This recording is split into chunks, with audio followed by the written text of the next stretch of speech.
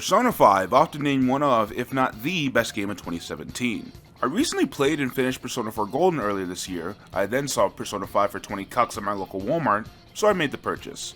Now the real question is it good? I'm not even gonna waste my fucking time trying to come up with a sarcastic answer. Persona 5 is, without a doubt, my second favorite Persona game. Which shouldn't count for much, seeing as I've only played these, but it is neck and neck with Final Fantasy 15 for not only just my favorite RPG, but my favorite game of 2017. However, there's things that stop both of these titles from living up to their true potential, and today we're going to be focusing on the good and bad of Persona 5. Please don't yell at me, I like this game, I promise. I guess we can start off with the positives first, since that's going to take less time. I'm just fucking with you, don't kill me please. First off, romance options. Yup, we're already pulling out the big guns just to get it the fuck out of the way. So dating, aka the best part of the Persona games, is pretty fleshed out in this entry. There's not as many events to spend with your partner as I'd wish, but that's not that big of an issue. Another critique, I guess, would probably be that there's no gay romance options. Just fucking do it. It's there. Should've fucking did it. Ryuji would be the best option. But you're not here for that shit, you wanna know the options. Who did I pick? Who is the best waifu? Honestly, when it comes to picking your girl, I'm a bit of a basic bitch. Like in Persona 4, I romanced Yukiko, and while I liked Naoto and Rise, I didn't really regret my decision. And in Persona 5, I romanced An, but I also liked Takemi, Futaba, Kawakami, and Sai, even though she's not a romance option. And while I was tempted to be a manho, I stayed loyal to An, and to be honest, she, as well as Yukiko, feel like the most likely candidates for a canonical pairing. All in all, romance was great, top-notch shit. Now on to the actual game part. The style that this game has is unique, and it's definitely one up there for best aesthetics in a video game. Menus are absolutely top-notch. Little things like the font and the black bars, while they seem interesting and odd the first time you boot the game, I fucking missed them when I went to other Persona games. I went to Persona 4, Persona 4 Arena, neither of them had the black bars, and I felt a little empty. I wasn't greeted by a sea of oddly shaped red and black designs, and that shit made me sad. Other stuff like loading screens, being people passing by on the street, or people riding the bus, shit like that just makes me smile, and I like it. The battles are still extremely fun. Despite being an action RPG guy myself, Persona is the one series where I am actually okay with turn-based combat. And now, with the addition of guns and return of demon conversations, the battles feel familiar while still not boring me. And just the general feedback loop in these games are so satisfying that it's ridiculous. The dungeon crawling that feeds into your everyday social life and just back and forth, on top of a great cast, is what makes these games so unique and keeps me interested for its entire runtime. Speaking of which, the story and supporting cast is pretty good as well. Morgana is but everybody else, for the most part, makes for a great RPG party that you'll be spending a lot of time with. The story and its themes of freedom, feeling entrapped by society, and the eventual rebellion the main cast forms by creating the Phantom Thieves, all great stuff. Each villain being represented by a deadly sin only for the final antagonist to wield all of these as weapons, sign me the fuck up! Most of the twists are great, the others, The narrative is one of my favorite parts of the game, but it's also the one I probably had the most problems with. Which I guess it's time to dive right into what I don't like. Rip me. An issue I personally have with the Persona series so far is the question of who is the true main antagonist. Don't worry, I'll elaborate. In Persona 4, it was Adachi who committed the crimes that the entire game was based around, but right after his boss fight, it's revealed that he was being controlled by the Sagiri being who, along with the other two, act on humanity's wishes. Then, after you kick the living shit out of them, on the final day, it's revealed that Izanami did all of this, and is the big puppet master, and she's even the one who gave everybody the power to go into the TV world and possess a persona. And I didn't fucking like it. I thought the idea of the murder being controlled and that entity being controlled as well kind of undermined how good of a twist Adachi being the murderer was. I ended up writing a long analysis video where I rambled on and on about how this ending was weak, but I ended up scrapping it because 1, it was too far away from me finishing the game and I refused to replay the last 10 hours or so just to refresh my memory, and 2, it just didn't matter in the long run. Persona 4, holistically, is one of the best games I've ever played and it's beyond amazing. I absolutely fell in love with it. I bought Arena, I bought the anime, I bought this subpar poster for $15 just to have this amazing box art on my wall, and it's the reason I took the plunge to play Persona 5 in the first place. So some weak plot points at the end of this great experience didn't really bother me to the point where it overshadowed my enjoyment. So long story short, I let it slide and I tried to move on.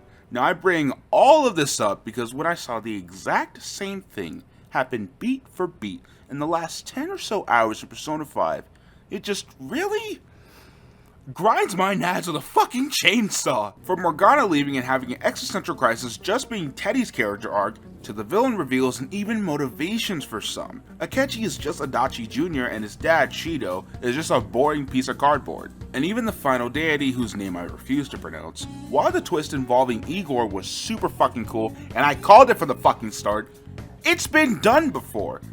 In the previous game! And while I get like certain things like the ending involving the apocalypse are Shin Megami Tensei tropes from what I've heard, the internet has already chewed this game a new asshole for some of these problems. Look, while Persona 5 is a spectacular work of art, this is one of my big gripes with it, and it's one of the reasons why it doesn't beat Persona 4 by a tiny fucking margin. Sometimes P5 just feels like it's trying to beat P4 by reenacting its sloppy seconds when, lots of times, it improves on even Persona 4 Golden, which came out just 4 years beforehand. But enough about that, story bullshit aside, what about the soundtrack? You didn't talk about it in your positives. Do you fucking hate the soundtrack?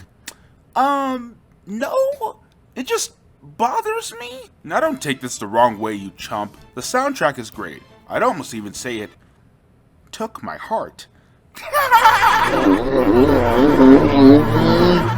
No, but really, this soundtrack is so groovy and it makes the first 40 or so hours upbeat and fun. However, most of you have probably realized that math just doesn't add up. That's because the other 40 to 60 hours is just me getting exhausted of it. The game uses the same 10 or so songs in rotation according to what event is happening on screen, which is pretty normal Persona fare as far as I know. But the soundtrack never switches. Except for the palaces, the field theme never changes. You know, the place you'll be spending a good 35% of your game? No, I didn't want to bring this up again, but in Persona 4 Golden, it switches from Heartbreak to Snowflakes, then to Corridor towards the latter half of the game, which all reflects the somber tone as twists are revealed and the answer to the mystery is approaching closer and closer. Also, I could have got the order of those song changes wrong. It's been a minute since I played Persona 4 Golden, don't fucking hold me to that. But my point is, Persona 5 just doesn't have a musical shift like that. This point was brought up by Super Butterbunch in their spoiler-filled Persona 5 video, so I'm not the first person to bring this up, but it just really bothered me during my playthrough. It got to the point where I had to start playing my own music while playing the game, and that came up to some weird results. Suck my dick! And this is not to say that Persona 4 didn't have the same effect. The first time Who's There played, I was curious and even a little wary of what to do, kind of like our main characters. But the 75th time that fucking song button, I lost my shit. And you can't just go and replace the entire in-game soundtrack, it's just the natural downside of these games being so long. Which, in my opinion, is a pretty minute issue in the grand scheme of things that probably only bothers me. And I'd much rather have your soundtrack gets a little repetitive than your game just doesn't fucking work right. Regardless of that, the game would have benefited a little from a musical shift both for story's sake and the player's sanity. Now, with that being said, there's so many amazing songs in Persona 5, and it is definitely a contender for one of my favorite video game soundtracks ever made. Just the ending song, With the Stars and Us. Great fucking song, it doesn't beat out Nevermore, but it is just amazing. Regret is one of my favorite things to come from a Persona game, and I just wish it had more screen time, and there's so much more. TLDR, Persona 5 soundtrack is very, very good. So what about the palaces? You know, the main thing you're going to be doing in the fucking game. While I thought the gameplay section of P5 was really solid, I feel like there's a few too many castles. Futaba's and Sai's are pretty great, Madarame's was pretty cool, Kamoshida's is basic, Kanashiro's goes on for a little long, Shido's goes on for way too fucking long, and it should have been the final one, but more on that later. And last, and most definitely least, Okumura's Talus is a piece of shit for multiple reasons. It's too short of a castle that's just artificially lengthened by searching for a fucking ID card, as well as a spaceport puzzle, both of which are absolute garbo.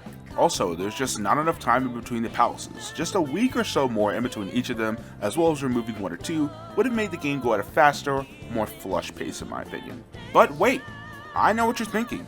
If Big Boy Shido isn't the final castle, then what is? Drumroll please. And the answer is Mementos. Because this is what you wanted, right? This is what you fucking asked for? Despite what you may think during your playthrough, Mementos is not optional. Completing it is the only way to complete the game if you want the true ending. And I don't know about you, but forcing a 66 floor castle on the player is a bit of a terrible idea. Yeah, playing it little by little throughout your playthrough isn't that bad, but this all just comes back to what I said earlier about these games undermining the initial antagonists. Going through this really long palace, only to go through both of these just undercuts how satisfying it is to collect the ID cards and finally defeat Shido. You could have just as easily did the twist and the final battles without the extra palace. And now looking back, the character of Mishima and even good chunks of most social links revolve solely around the use of mementos. Yes, Mishima has a character arc, but his main use is just to give the Phantom Thieves info on new requests and give them a pat on the back when they complete them. And even social links that initially have nothing to do with Phantom Thief bullshit eventually force you to take care of a demon in mementos just to further their link. It's all fucking dumb. In an overall really strong game, mementos is, without a doubt, the weakest part.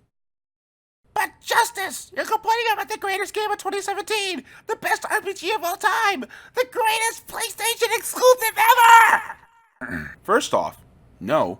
And two, yeah, because this game is so great, the not so perfect stuff kinda stands out a little. But similarly to Persona 4, it doesn't bog down my experience. It's only afterwards, when I reflect on this game for hours and hours, that I start to see the imperfections. But during the action, I'm only focused on the amount of fun I'm having playing this work of art. But all these little problems do is bring up my final question. Should you just wait for Persona 5 The Royal to re-release with new characters, a new month, and a lot of other changes that may fix whatever I had wrong with the initial release, and then some? And honestly, it's up to you. I've bought and played a 73-hour masterpiece for only $20. If I'm gonna come back next year for the same experience with all these changes for full price, fuck yeah I am! But that's just because this game was so amazing. I want to see more like it. Not just more Persona games, just more good games.